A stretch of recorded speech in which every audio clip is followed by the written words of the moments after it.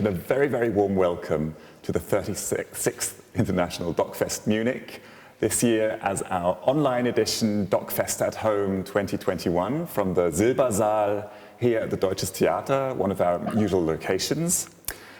I'm Daniel Lang. I'm going to host this Q&A for the fantastic film Hunter from Elsewhere, A Journey with Helen Britton by Elena Alvarez Lutz, who's sitting next to me.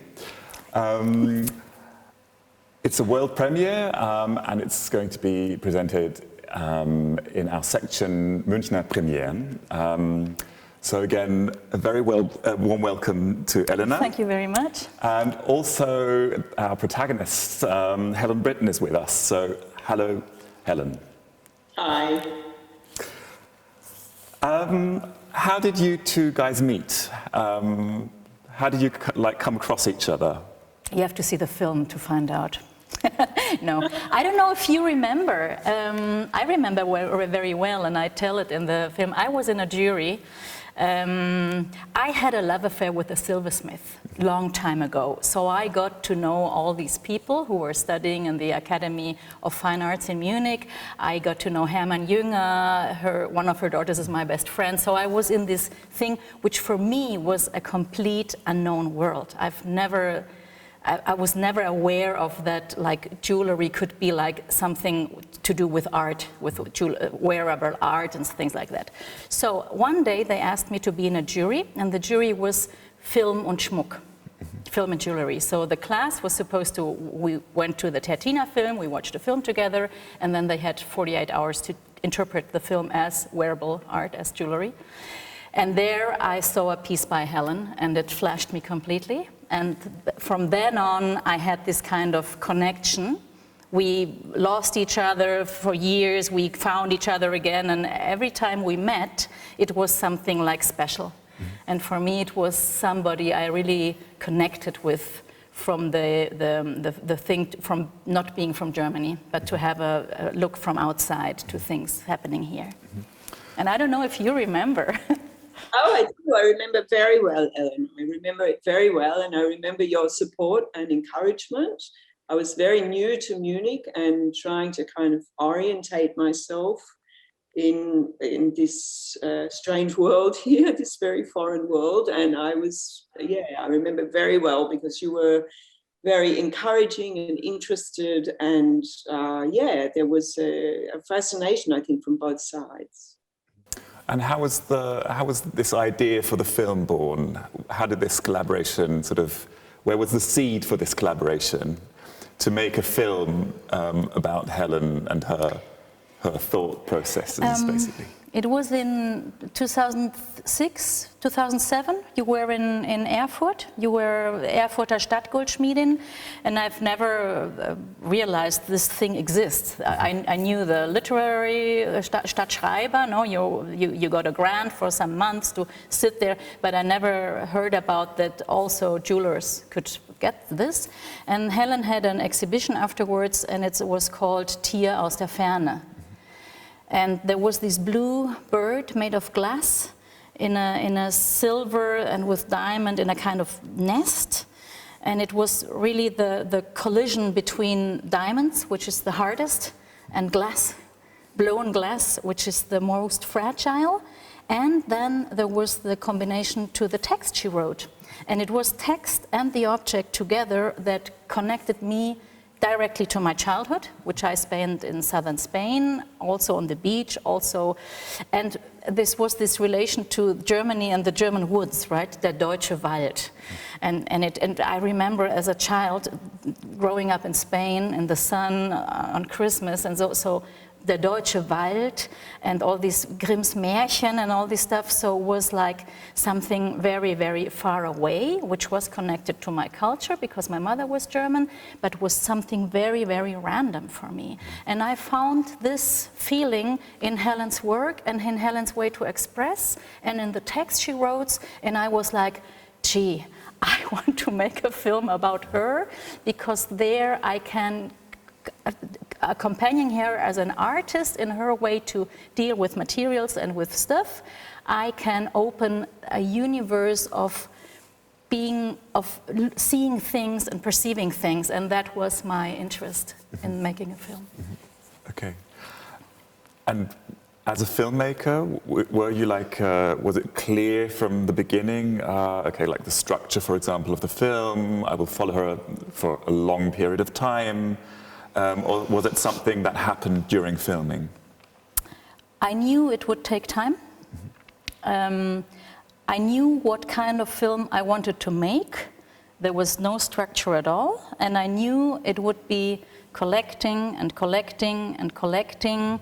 And I was very, very happy and very honored that Helen let me in for such a long time to really be like a fly on the wall and to be there in every moment, and to be able to film an artist working and creating and looking and phoning and eating and I don't know, everything. So no, the structure was really, it took time in the editing room. But the film now, the way it is was exactly the film I wanted to make. But you had to get into the risk. I mean, of course, there were moments where I said, however, will this be a film? No idea. But I needed this freedom of fragmentation and of poetry. What I found quite interesting, I thought that might be the case, and I think it's very similar to the way you work, Helen, in collecting and then playing.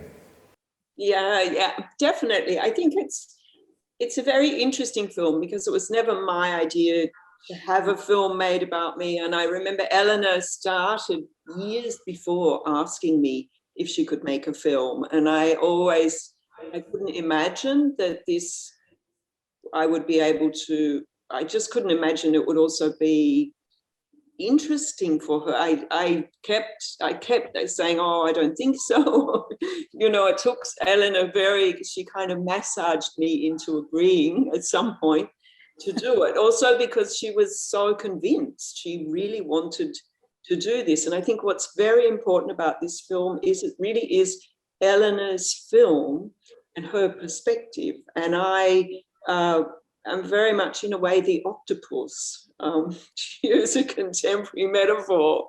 And I think that is it's a very beautiful and delicate balance between the kind of sehnsucht that Elena has from her childhood, which she recognized in how I work and the kind of my emotional life. And I think at this level, this is where we connect. So almost in a way, Elena could tell part of her story and her feelings about materials and geography. It's as much Elena's story as it is mine. And that's where there is this very interesting blurring of the stories and the sensitivity to those kinds of stories. Is it me or is it Elena? And I think that's very beautiful and very poetic and a remarkable thing for somebody to do, to come in from a different world, a different culture, and to be sensitive to that. And certainly for me also, my processes take a really long time. So, I started visiting the Thüringer Wald, for example, in 2001. The first work I was able to make about that experience was in 2007. And the first kind of major exhibition was in 2009. So the idea of experiencing, going to a place, being there without hurrying, trying to figure out what it is that's fascinating. I do believe that Elena and I share that. And also Elena was able to show that in the film.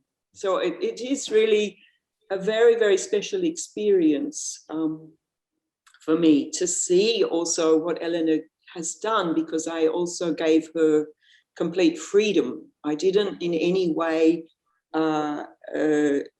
steer what it was in the film. One has to say Elena collected thousands of hours, and reduced it to 90 minutes. So there's a huge amount of material and situations that she hasn't shown, which is absolutely necessary because she'd be there for days watching this. But yeah, so I think it's very much Elena's vision and Elena's story that she's telling. Concerning place as one of the themes in the film and in your lives, I would be interested in knowing more about how do you approach a place when you come to a new place that you find interesting or fascinating. How do you you just spend time there? We see in the film that you take photographs of quite a lot of photographs, but how do you explore a new space, a new place? I go with a very open mind and without kind of expectations and often without a plan. There'll be a reason why I'm going there, and then I will start carefully to try and find a way under the surface of the culture, which also meant learning German, particularly early on. I learned German quickly so that I could talk to people about their experiences, and then I just wait and see what comes up. And then, sometimes it's rarely been an incident, when I've started to become interested in something, mostly things open up, and I'm very interested in people's stories. I'm interested in the geography, the social and political history of a place. I'm pretty interested in everything, and I am a habitual documenter. I mean, I have a photo archive of about 150,000 photographs. And I've photographed since I was a small child, so it's not like a new thing. I mean, the telephone, everybody, every blade of grass has now been photographed, but it is for me a way of collecting memory, and then the photographs are part of my work, and then it's a matter of selecting the photographs that are interesting. And for me, often they're photographs, I just look through those archives of photographs at certain moments when I'm working, when I want to refer back to something. It's a very, very humble and respectful way of approaching a place, and with a genuine, deep curiosity and pleasure in the everyday. Another thing I really found fascinating while watching was your use of language, and that you sometimes switch into, when you're speaking English, you switch into German. You just did it before with the word Sehnsucht. It corrupted me. It corrupted you. But other things were and it's always words, also with Sehnsucht, that are translatable into English, but not quite, that have a deeper meaning in the German language. Things like Handwerk or Heimat. And I was wondering, what is Heimat for you? For me? For you? Yeah, for me. I mean, Heimat is, to be honest, it's my work. And that is where I live most deeply and genuinely. But my home country, and its natural environment particularly, and also my language changes when I get to Australia. This is very, very deeply restorative for my energy, which is of course a bit of an issue at the moment. And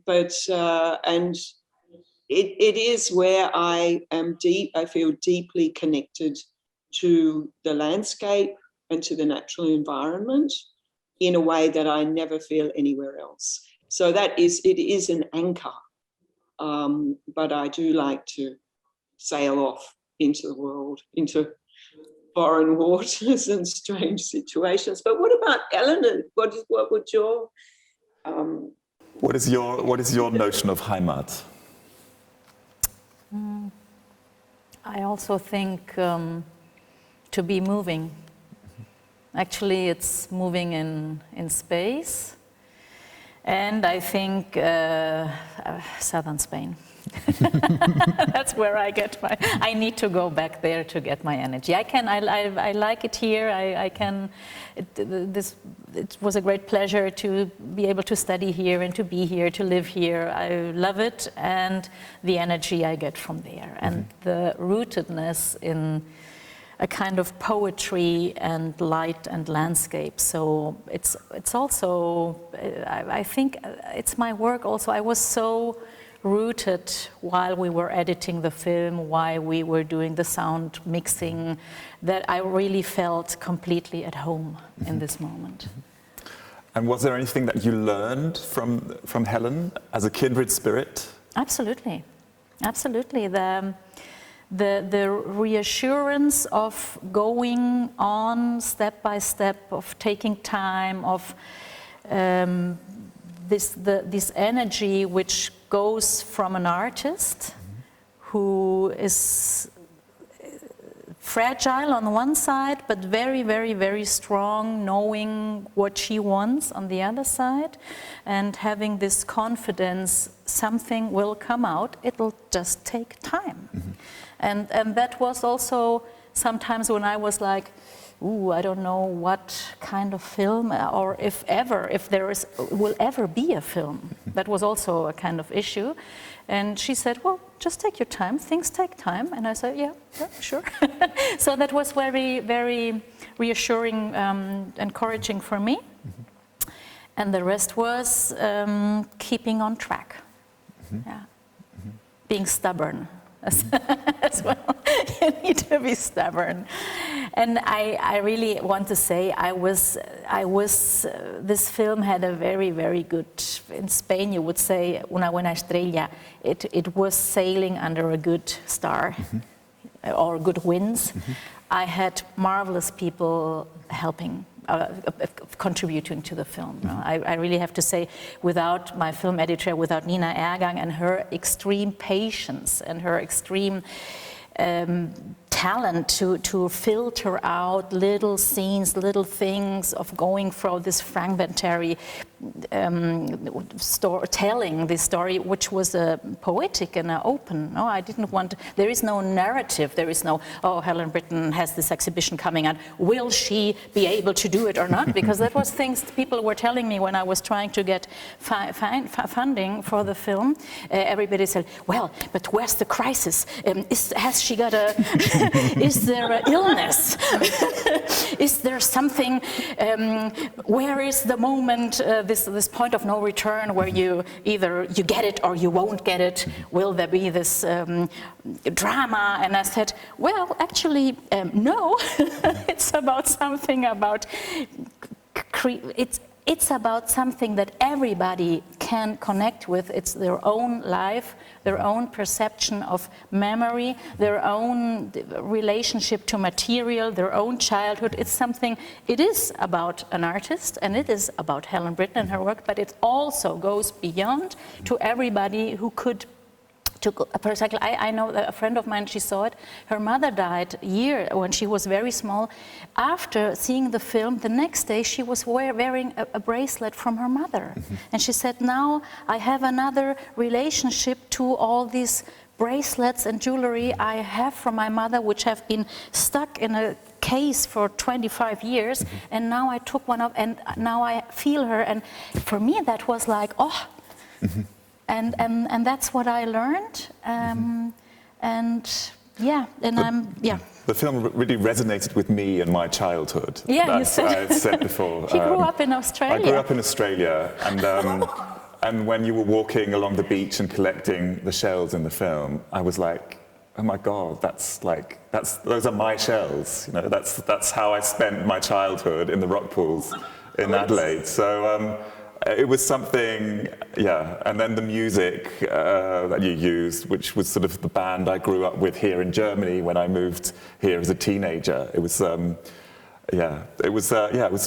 resonated a lot with me on a completely different level, like not on the level of I don't know, Intellect, yeah. Yeah, but that's what I wanted. Yeah. I didn't want to go, it's not about information, it's not about intellect, it's not a portrait, and it should be somebody, everybody can, because everybody had a childhood, no matter if it was good or not good, but everybody had one. So there are these memories, and sometimes you're losing this, but you can find a way back, right? And because you said the music, it was such a, I came across these songs by the No Twist because there was, I mean, everything happened in lockdown, of course, the editing and everything. And there was a live concert recording on YouTube by their concert in Meurs. And I was like listening to it, and of course I was looking for pieces and so, and then suddenly, I heard these two pieces and they weren't really finished. No, the new record wasn't released and everything was still like, it was the first appearance with these new pieces. And then I contacted them and I said, look, I don't have any kind of budget. This is a complete independent documentary. I would love to use these pieces. And I hope I don't put you away saying that there won't be great, I mean, I will pay something, but it will be symbolic in a way. And they said yes. And it was like, oh, they said yes. That was like, oh my God. And things like that happened where I was like knocking on doors and those doors opened. So that was it was like the, how you say, the kindness of strangers. Okay. And this whole experience, this 4 years, also being in Ida Oberstein, being Lauscher, there are a lot of people who are very eager to protect their Handwerkskunst, to protect it so nobody should see how they do it because it's a big secret. So to be able to get into those places and see and talk to them and the people say, okay, I let you film me and my work.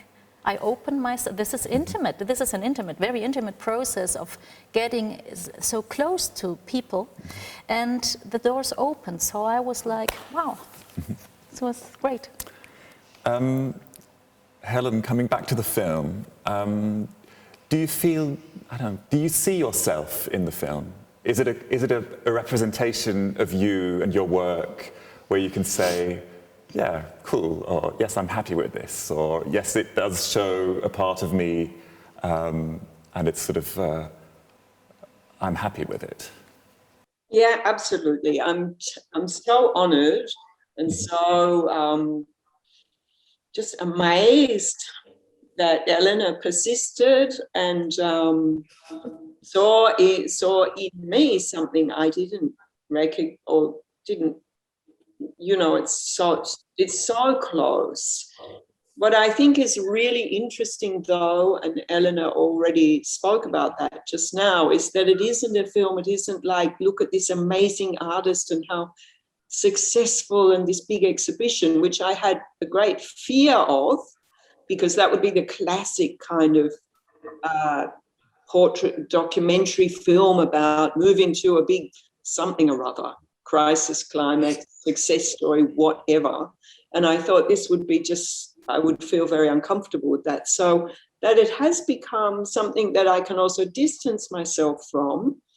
And it's very, very close to me. And there's a certain discomfort in that I feel like I feel very exposed in a way.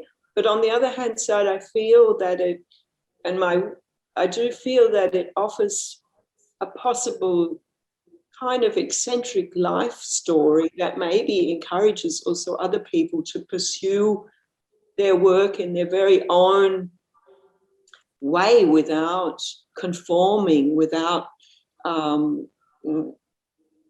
creating work that then is easy to place or that fits into the kind of hierarchies of artistic practice that have been set for centuries. I do think it has as I said, it is a broader story and a deeper story than just a portrait of me.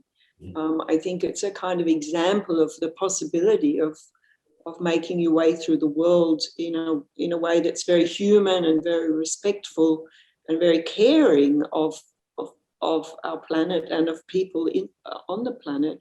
And I think that that's much more positive and more interesting to put a story like that out there as well as all the other kind of conventional portraits. The film, you shot the film yourself mostly, you did the sound recording, you did the directing. Did that help you to basically connect with Helen? Or was it sometimes also a hindrance where you're saying, oh, I wish I had a camera person or a sound person with me? Or... On and off. I mean, I started, I think in this film I used like 4 different types of cameras. I started with an iPhone, because I once came visiting her and she was doing this amazing golden branches wood with these animals in it, and I said, oh, I have to record it immediately. And then I wasn't sure I could deal with doing the camera myself, so I had help from camera people, so from Lili Rose Pongratz. She said, oh yeah, she started to study at film school. I knew her and I said, Lili, don't you want to participate in this film? And you know, it's going there for some hours and then go away. So it was not, oh, we're going to shoot from February the 24th to things, but it was like, we are in Munich, so it was like, oh, I'll come by for 1 or 2 hours, I'll see what you do, I'll step by, and so. So Lili did some shooting, sometimes also without me. So the intimacy could be only one person. Helen was working, her husband David Bielander, a terrific artist, is also in the studio. So it was also about moving with great respect to their work. And so sometimes I said, Lili, just go you alone and you, whatever interests you, film it. Then I had Stefan Breinbauer, who was, that was very nice because he started asking her questions, what I didn't do. So in the parts where she explains things, that's the material he got out of there. And I also like the idea of sending people there to shoot without me and looking what they bring back. So it's they are going to fish or hunt for me, and I get the material, say, oh, that's interesting, what he... So, yeah, and then there was the moment where it was, now we're going to go to Australia, and then it was clear I have to shoot myself. So I bought a camera, I bought the recording stuff, I bought everything, and I said, okay, now it's the moment of truth came. I was very depressed the first days because I sat there with this camera, I opened up, there was thousands of menus with under menus, and I clapped it, and I was really sitting on my sofa like with a cat, and I was like caressing the camera. I said, what the hell am I doing? This is going to be a complete failure. And well, and then at the end, I had friends who helped me through setting the menu, and yeah. So I was very proud at the end, okay, that also the images were okay. I mean, it even looks good. Personally, I think it's a very important aspect of the film that we see you as the person also filming, or can feel you as the filmmaker in the film. It's just because it's more of a dialogue than just a portrait of Helen. I would think, basically. I like this form, and I knew also it needed this intimacy, and yeah. What are your hopes for the film? Oh, well, that I'm very curious about the audience reaction and how they connect, and that's from missing the audience, not because we are in a situation where normally we would have the premiere in a cinema and you would see and feel the room and the audience. Now, as I can't feel you, the audience, I have to rely on things that might appear in social media, or maybe somebody writes, or somebody. I hope it's invited for festivals. It hasn't had its international premiere. I hope to go with Helen around and with Nina Ergang around the world with it. I hope to go to Australia. I hope to maybe to refund some of, I hope that somebody buys it, of course. Things like that. I hope for a good life for the film. And now it has to go out and get this life. Okay, so fingers crossed. Yeah. Unfortunately, our time has run out. Well. Helen, thank you very, very much for being here via Zoom. My pleasure. Thank you for interesting questions. The connection was a bit bad. Could you repeat that, please? I just said thank you for your interesting question. Okay. Elena, thank you very much. Thank you, Daniel. Thank the DOK.fest for having me. And you, dear audience, just a reminder that you can vote for this film for the Kino Audience Award, sponsored by BR and Dreisat. So just go onto our homepage if you enjoyed this film and vote for it. And you have the chance to watch Hunter from Elsewhere, A Journey with Helen Britton until the 23rd of May. And thank you for being with us.